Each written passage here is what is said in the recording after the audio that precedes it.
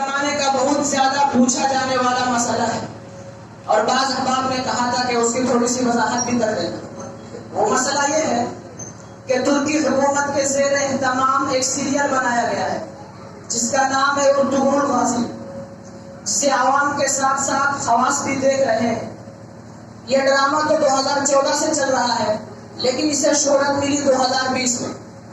جب یہ ڈرامہ تھوڑا سا مشہور ہوا تو علماء کرام کے پاس سوالات پہنچے کہ اس ڈرامے کو دیکھنا جائز ہے یا نہیں۔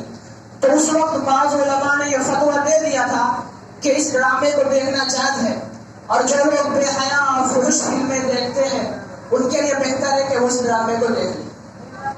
لیکن جب یہ ڈرامہ تھوڑا سا اور مشہور ہوا اور جامعۃ الاسلامیہ علامہ محمد یوسف بن ناول کراچی تک اور دارالعلوم دیوبند تک سوال پہنچا تو وہاں سے جو فتویٰ صادر ہوا اس کا خلاصہ یہ ہے کہ اس ڈرامے کو دیکھنا جائز نہیں بلکہ حرام ہے۔ اس کی وجہ جاننے سے پہلے یہ بات ذہن میں یہ بات سمجھ لیجئے کہ ہمارے سامنے جب بھی شریعت کا کوئی حکم آ جائے ہمیں بلا چون چرا مان لینا چاہیے، چاہے اس کی وجہ سمجھ میں آئے یا نہ آئے۔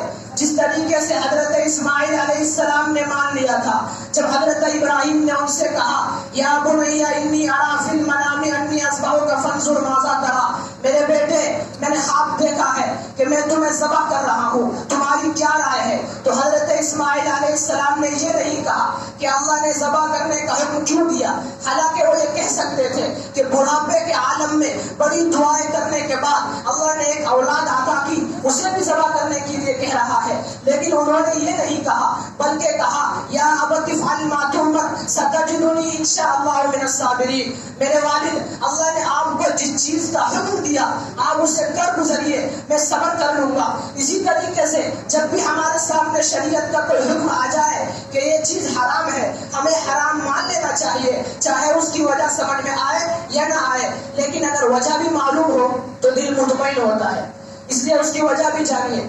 لیکن اس سے پہلے وہ سوال سن لیجئے جو سوال کیا گیا ہے۔ سوال یہ کیا گیا ہے کہ ترکی حکومت کے زیر اہتمام ایک سیریل ارطغرل غازی کے نام سے بنایا گیا ہے جس کے اندر خلافت عثمانیہ کی تاریخ کو اجاگر کرنے کی کوشش کی گئی ہے۔ اس سیریل کا حال یہ ہے کہ اس میں عشق معشوقی کو بھی رکھا گیا ہے، نامحرم عورتیں بھی ہیں، موسیقی اور میوزک بھی ہے۔ جو اس ڈرامے کو ایک مرتبہ دیکھ لیتا ہے اسے اس کے دیکھنے کا نشہ چڑھ جاتا ہے، وہ اس کے سحر اور جادو میں گرفتار ہو جاتا ہے۔ یہ ڈرامہ اس انداز سے بنایا گیا ہے کہ پہلی مرتبہ ہی دیکھنے والے کو اپنے سحر اور جادو میں قید کر لیتا ہے۔ مسئلہ یہ دریافت کرنا ہے کہ ایسا ڈرامہ بنانا، اس کو دیکھنا، اس پہ مال خرچ کرنا اور دوسروں کو دیکھنے کے لیے کہنا کیسا ہے، یہ سوال ہے۔ اس کے دو جواب ہیں، غور سے سنیے۔ پہلا جواب یہ ہے کہ شریعت میں کسی بھی چیز کے جائز ہونے کے لیے ضروری ہے کہ اس کے اندر دو باتیں پائی جائے۔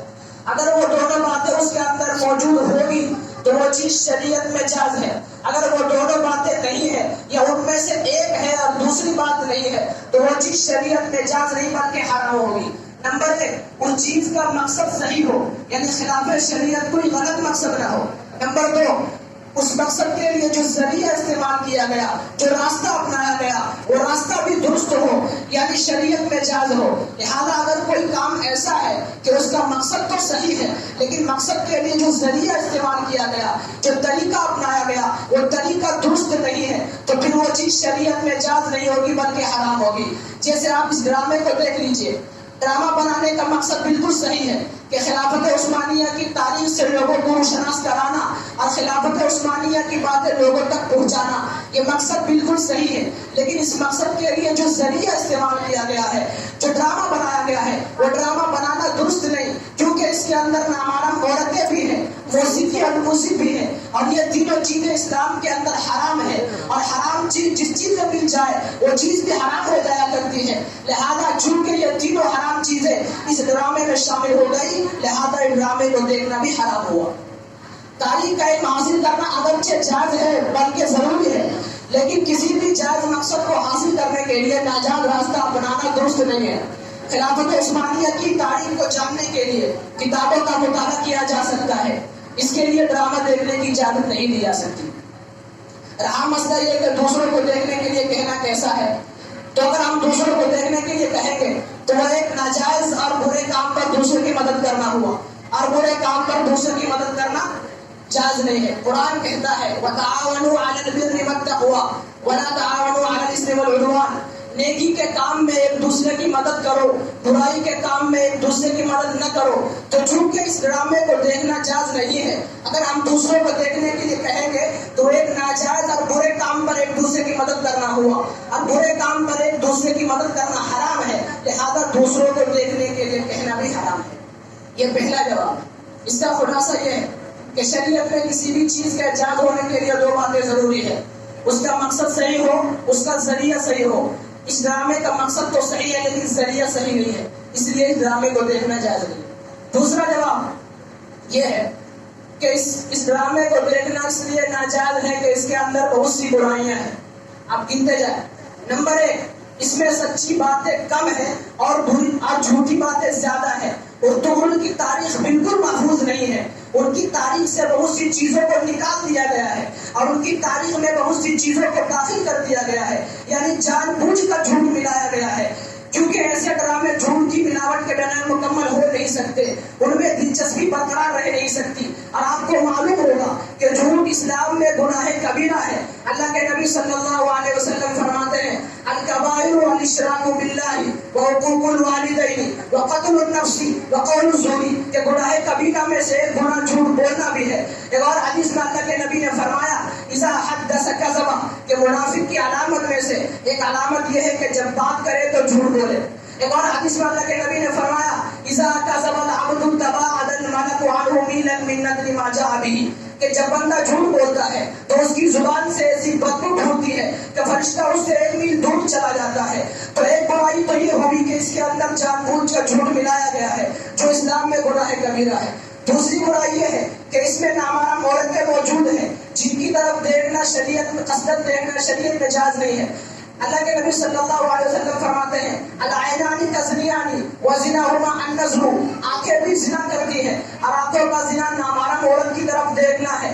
تو جس چیز کو ٹی وی کے باہر دیکھنا حرام ہے اس کو ٹی وی پہ دیکھنا بھی حرام ہے۔ نامحرم عورت کو ٹی وی کے باہر دیکھنا حرام ہے، وہی نامحرم عورت اگر ٹی وی پہ آ جائے تو اسے ٹی وی پہ دیکھنا بھی حرام ہے۔ تو چونکہ اس ڈرامے میں نامحرم عورتیں موجود ہیں لہذا اس ڈرامے کو دیکھنا بھی حرام ہوا۔ ایک اور حدیث میں اللہ کے نبی نے فرمایا النساء حبالۃ الشیطان، عورتیں شیطان کی جال ہے۔ جس طریقے سے ہم جال کو پھینک کر مچھلی پھنساتے ہیں اسی طریقے سے شیطان عورتوں کے ذریعے لوگوں کو گمراہ کرتا ہے۔ النساء حبالۃ الشیطان، عورتیں شیطان کی جال ہے، اسی کے ذریعے وہ لوگوں کو پھنساتا ہے۔ نمبر 3، اس کے اندر موسیقی اور میوزک موجود ہے، اور موسیقی کے بارے میں اللہ کے نبی نے فرمایا الغناء ینبت النفاق کما ینبت الماء الزرع، کہ موسیقی دل میں نفاق کو اس طرح پیدا کرتی ہے جس طریقے سے پانی کھیتی کو پیدا کرتا ہے۔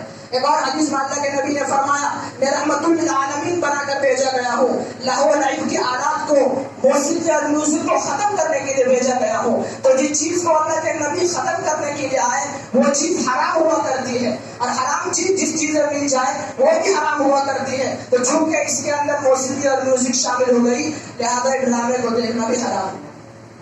نمبر 4، اس قسم کے ڈراموں کو تبلیغ دین، اصلاح اور بیداری کا نام دیا جاتا ہے، یعنی یہ کہا جاتا ہے کہ اس کے ذریعے دین کی اشاعت ہو رہی ہے، دین کو پھیلایا جا رہا ہے، دین کو پھیلایا جا رہا ہے، جبکہ حقیقت یہ ہے کہ پردہ اسکرین پر جو کچھ لوگوں کو دکھایا جاتا ہے اس کا اثر تھوڑی دیر کے لیے ہوتا ہے، اور کتاب کو پڑھ کر جو اثر حاصل ہوتا ہے اس کا اثر دیر پا ہوتا ہے، زیادہ دیر کے لیے ہوتا ہے۔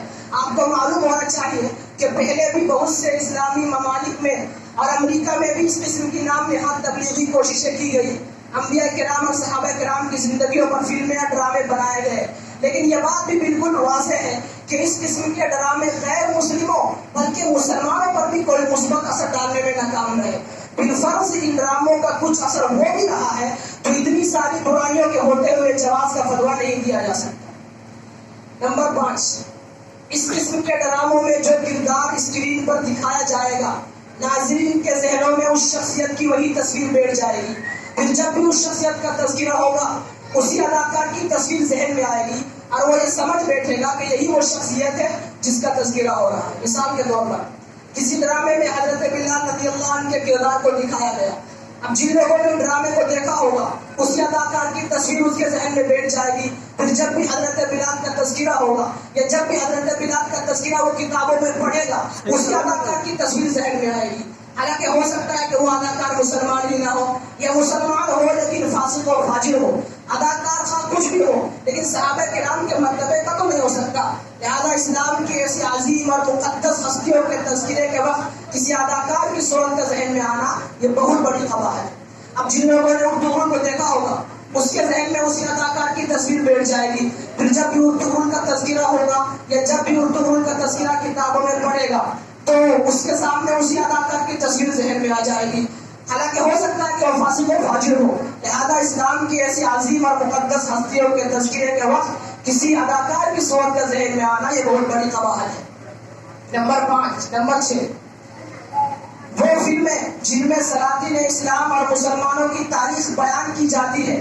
لوگ ایسی فلمیں دیکھنے کو گناہ ہی نہیں سمجھتے یا ہلکا سمجھتے ہیں. اور گناہ کو گناہ نہ سمجھنا یا ہلکا سمجھنا یہ زیادہ خطرناک گناہ ہے. گناہ صغیرہ کو بھی اگر بار بار کیا جائے تو وہ بھی گناہ کبیرہ بن جاتا ہے. 6 برائیاں ہو گئی. نمبر 1 اس میں جان بوجھ کا جھوٹ ملایا گیا ہے جو اسلام میں گناہ کبیرہ ہے. نمبر 2 نامحرم عورتیں موجود ہیں جن کی طرف دیکھنا شریعت میں جائز نہیں ہے. نمبر 3 موسیقی اور میوزک ہے جو شریعت میں جائز نہیں ہے. نمبر 4 اس قسم کے ڈراموں کو تبلیغ دین کا نام دیا جاتا ہے یہ بھی صحیح نہیں ہے. نمبر 5 اسلام کی عظیم اور مقدس ہستیوں کے تذکرے کا وقت اداکار کی صورت ذہن میں آتی ہے. نمبر 6 فلم دیکھنے کو گناہ نہیں سمجھا جاتا. بعض لوگ یہ کہتے ہیں کہ جو لوگ ننگی فلمیں اور فحش فلمیں دیکھتے ہیں کیا ان کے لیے یہ جائز ہوگا کہ وہ اس ڈرامے کو دیکھیں؟ اس کا جواب یہ ہے کہ اردو ڈرامہ فحش فلموں سے بچنے کا حل نہیں ہے. یعنی اسے دیکھ کر فحش فلموں سے نہیں بچا جا سکتا کیونکہ یہ خود ناجائز ہے. گویا دونوں زہر ہے, کوئی ہلکا کوئی تیز. تو بہتر ہے کہ دونوں سے بچا جائے اور یہ انسان کے اپنے ارادے اور عادت پر مبنی ہے. اس کے لیے ناجائز راستہ اپنانے کی ضرورت نہیں. جائز ذرائع کو استعمال کیا جا سکتا ہے جیسے قرآن کریم کی تلاوت, اس کے معانی, اس کی تفسیر, نعتیہ کلام کو سننا پڑھنا, مجاہدین کرام اور اولیاء کرام کے حیرت انگیز واقعات کو پڑھنا اور سننا اپنایا جا سکتا ہے. اس کے لیے ڈرامہ دیکھنے کی اجازت نہیں دی جا سکتی. یہ بھی اعتراض کیا جاتا ہے کہ اردو کو ثواب کی نیت سے دیکھنا کیسا ہے؟ تو اس کا جواب یہ ہے کہ کسی بھی گناہ کو اگر کسی بھی گناہ کے کام کو نیکی سمجھ کے کرنا یہ بہت بڑا گناہ ہے. اور عموماً گناہ کو نیکی سمجھ کر کرنے والوں کو توبہ کی توفیق بھی نہیں ملتی کیونکہ جو شخص گناہ کو نیکی سمجھ کے کرتا ہے اس کے دل میں تو یہ جو شخص گناہ کو گناہ سمجھ کے کرتا ہے اس کے دل میں تو یہ احساس رہتا ہے کہ میں گناہ کر رہا ہوں, لہذا بعد میں وہ توبہ بھی کر لیتا ہے. اور جو گناہ کو ثواب سمجھ کے کرتا ہے اس کے دل میں یہ احساس نہیں رہتا کہ میں گناہ کر رہا ہوں. جب احساس نہیں رہتا تو وہ توبہ بھی نہیں کرے گا کیونکہ توبہ تو گناہ کرنے پر کیا جاتا ہے اور وہ اس کو ثواب سمجھ رہا ہے, لہذا توبہ بھی نہیں کرے گا. تو اسے ثواب کی نیت سے دیکھنا جائز نہیں ہے. بعض حضرات یہ کہتے ہیں کہ اس کی وجہ سے بہت سے لوگوں نے اسلام قبول کیا ہے اور اس کے ذریعے دین کی اشاعت ہو رہی ہے, اس سے پتہ یہ چلتا ہے کہ جائز ہے, اچھا ہے. تو اس کا جواب یہ ہے کہ کسی کے اسلام لانے کے ذریعے اللہ تبارک و تعالیٰ کچھ بھی بنا سکتے ہیں, اس سے وہ چیز جائز نہیں ہوتی. آپ کسی گاؤں میں تبلیغ کے لیے گئے, وہاں کے لوگوں نے شرط لگا دی کہ ہم اسلام قبول کریں گے لیکن شرط یہ ہے کہ ہمیں نعت سنایا جائے یا تلاوت سنایا جائے ڈی جے کے ساتھ. تلاوت بھی ہو رہی ہو, نعت بھی پڑھی جا رہی ہو اور ڈی جے بھی چل رہا ہو, اس کے بعد ہم اسلام قبول کریں گے. تو وہاں پہ ڈی جے کے ساتھ تلاوت کا سنانا یا نعت کا سنانا جائز نہیں ہو سکتا.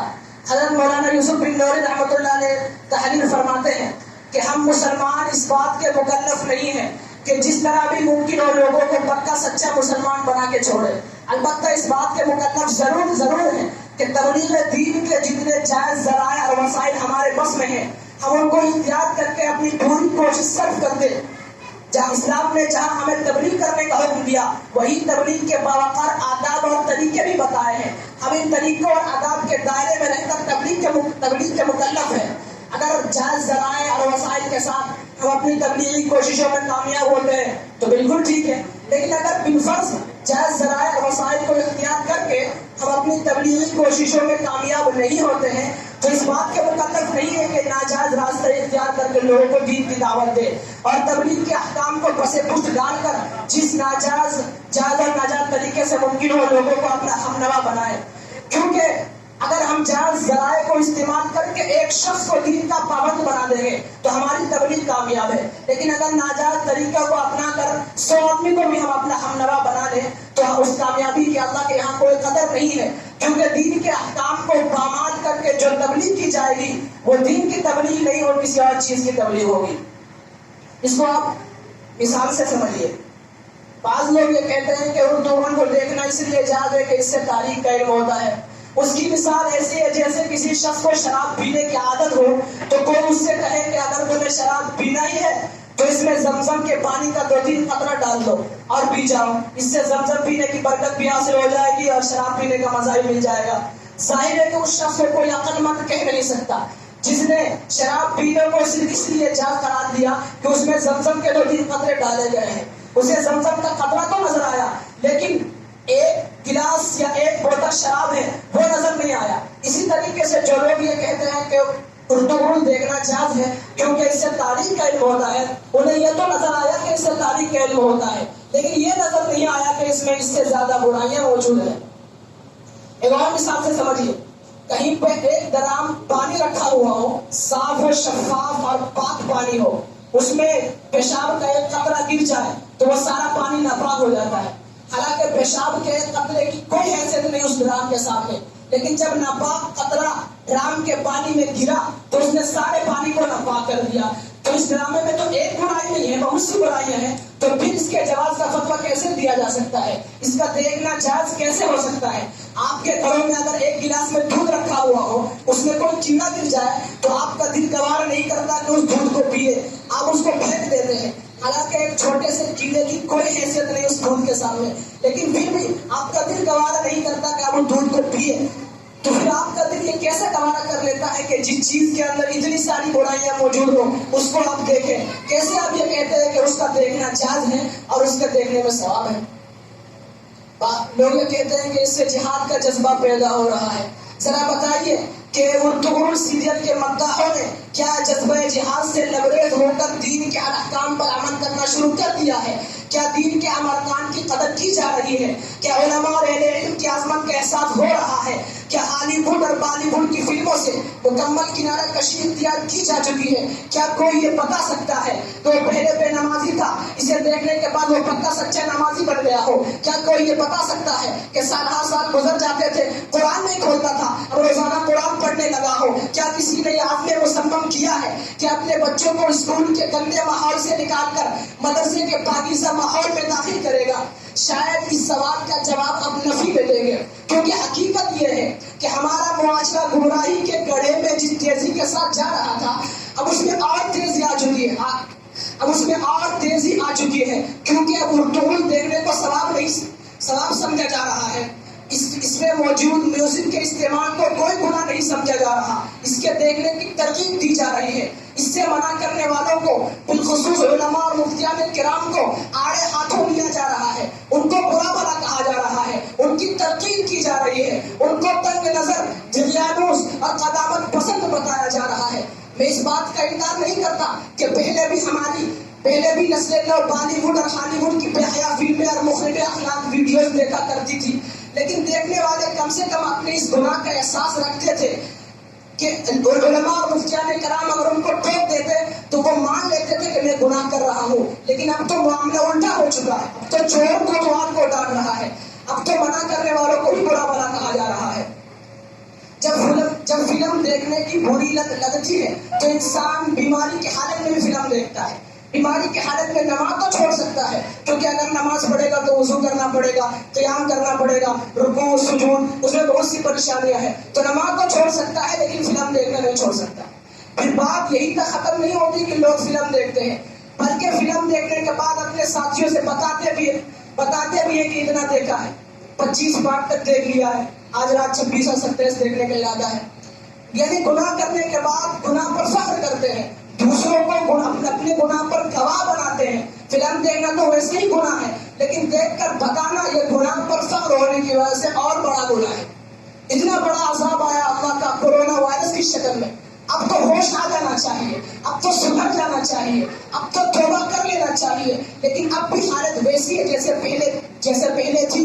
اس عذاب کو بھیج کر اللہ یہ بتانا چاہتا ہے کہ لوگوں, دنیا کے ادنا عذاب سے تم اتنا ڈر چکے ہو, آخرت کا عذاب تو اس سے لاکھ گنا سخت ہے. تم اس سے کیوں نہیں ڈرتے؟ اس سے بچنے والے اعمال کیوں اختیار نہیں کرتے؟ اپنے آپ کو اس سے بچانے کی کوشش کیوں نہیں کرتے؟ ذرا سوچو تو صحیح. ایک دن ہمیں قبر میں بھی جانا ہے, قبر کے سوالوں کے جوابات بھی دینے ہیں. اللہ کے نبی فرماتے ہیں ان القبر اول منزل من منازل الاخرۃ فإن نجا منه فما بعده ايسر منه وان لم ينج منه فما بعده اشد منه. کہ قبر آخرت کے درجوں میں پہلا درجہ ہے. جو اگر اس سے بچ گئے تو بعد کے درجات اس سے بھی زیادہ آسان ہے, اور اگر یہی پھنس گئے تو بعد کے درجات اس سے بھی زیادہ سخت ہے. اس کے بعد میدان محشر میں اپنے اعمال کا حساب بھی پیش کرنا ہے, اور اللہ کے سامنے اپنے اعمال کا حساب پیش کرنا کسی کے بس کی بات نہیں ہے. اس کے بعد پھلسرات سے گزرنا بھی ہے. وہ پھلسرات اس کے بارے میں علامہ تفتزانی رحمۃ اللہ علیہ فرماتے ہیں وہ جسر ممدود علی متن جہنم ادق من الشعر واحد من السیف. کہ پھلسرات ایسا پل ہے جو جہنم کے اوپر بچھایا جائے گا. نیچے جہنم ہوگا, اوپر پل ہوگا, اس پل سے ہر ایک کو گزرنا ہوگا. وہ پل کیسا ہوگا؟ حضرت فرماتے ہیں ادق من الشعر, بال سے بھی زیادہ باریک, واحد من السیف, تلوار سے بھی زیادہ تیز. ہر شخص کو اس کے اوپر سے گزرنا ہوگا. جس نے دنیا میں اللہ اور اس کے رسول کی باتوں کو مانا ہوگا وہ گزر جائے گا اور جنت میں چلا جائے گا, اور جس نے اللہ اور اس کے رسول کی باتوں کو نہیں مانا ہوگا وہ نہیں گزر سکے گا. وہ اس پل کو کراس نہیں کر پائے گا, وہ کٹ کر سیدھا جہنم میں گرے گا. اس کے بعد حوض کوثر کے پاس جا کر اپنے نبی سے حوض کوثر کا پیالہ بھی لینا ہے. جس نبی سے قیامت کے دن حوض کوثر کا پیالہ لینا ہے, جس نبی سے میدان محشر میں شفاعت کی امید ہے, انہی کا دل دکھاتے ہو, انہی کی باتوں کو ٹھہراتے ہو. آؤ آج یہاں سے ندامت کے آنسو بہا کے اٹھو. آج یہاں سے اپنے گناہوں پہ نادم ہو کے اٹھو, اپنے گناہوں پہ شرمندہ ہو کے اٹھو. آج یہاں سے توبہ کر کے اٹھو. توبہ اللہ کو بہت پسند ہے. روایات میں آتا ہے کہ حضرت آدم کو جنت سے نکالا گیا.